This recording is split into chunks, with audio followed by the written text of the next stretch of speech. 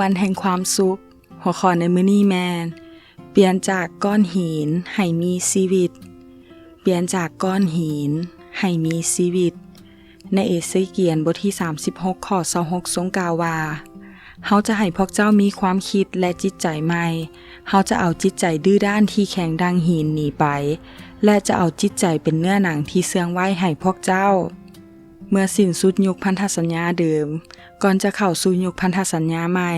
พวกเขาเอิ้นยุคนี้ว่ายุคเงียบเป็นช่วงเวลาประมาณ400ปี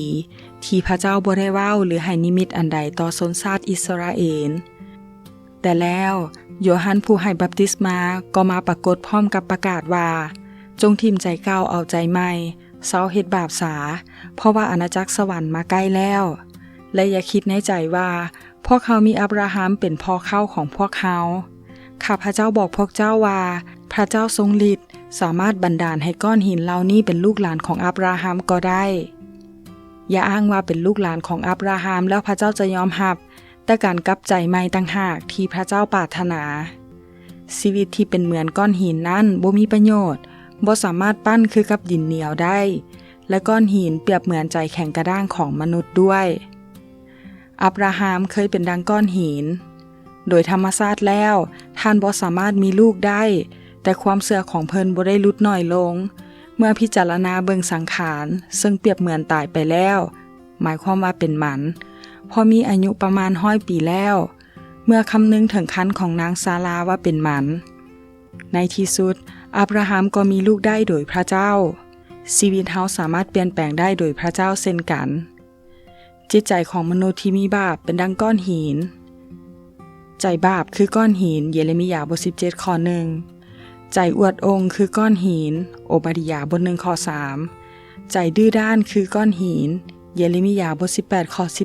12ใจเสยซาคือก้อนหินมัทธิวบท13ข้อ5ใจด้านซาคือก้อนหินกิจการบท28ข้อ7ใจแข็งกระด้างคือก้อนหินแต่ด้วยใจของเจ้าแข็งกระด้างและบ่ยอมจะกลับตัว